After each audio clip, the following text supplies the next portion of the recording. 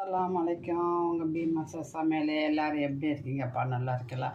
இன்றைக்கி வந்து நம்ம ரெடிமேடு பீஸா செய்ய போதும். இப்போ தோசைக்கல் வச்சுருக்கோம், அதுக்கத்தில் ஒரு தட்டு, இந்த தட்டுக்கு மேலே வச்சுருக்கேன். கரெக்டாக இருக்கா?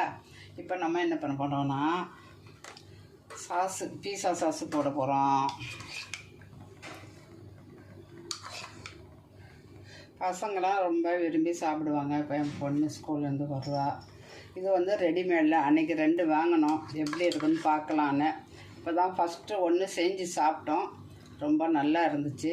சரி, அப்படியே உங்களுக்கும் நம்ம மக்களுக்கும் நம்ம இது வந்து நம்ம செஞ்சு காட்டிடலாம்.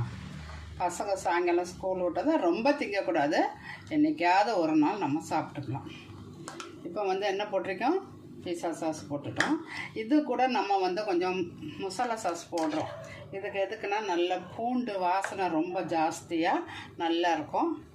எல்லா சூப்பர் மார்க்கெட்லேயும் கிடைக்கிது. சேஸ்வா மசாலா சாஸ் இல்லை, சேஸ்வா அது கிடச்சிருக்கு. இதை வாங்கி நம்ம போடுறோம். இது நம்ம கொஞ்சம் போட்டு நல்ல காரசாரமாக பசங்களுக்கு ரொம்ப பிடிக்கும்ல.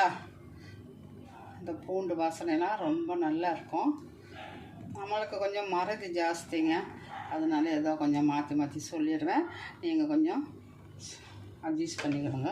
இப்போ இதுக்கு மேலே நம்ம வந்து சீஸு போடலாம்.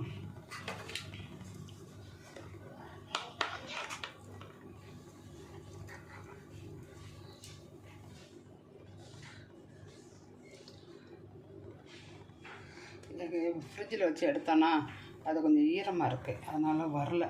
இப்போ நம்ம இதை கையாலே போடலாம்.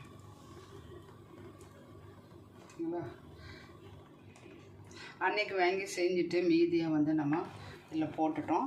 அதனால் கொஞ்சம் இதாக இருக்குது. இதை அப்படியே இந்த சூட்லேயே அப்படியே உருகிருங்க. இது நம்ம எவ்வளோ வேணாலும் நம்ம போட்டுக்கலாம், ஆனால் ரொம்ப தேவைப்படாது.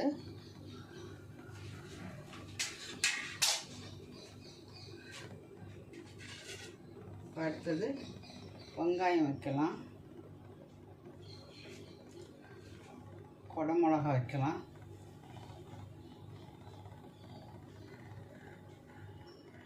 இப்போ பாருங்கள், நம்ம பன்னீர் டோப்பு வாங்கணும். பன்னீரில் டோப்பு வாங்கணும்.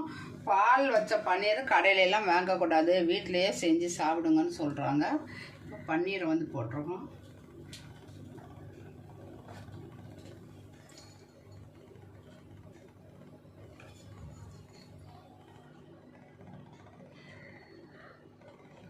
நீங்கள் தக்காளி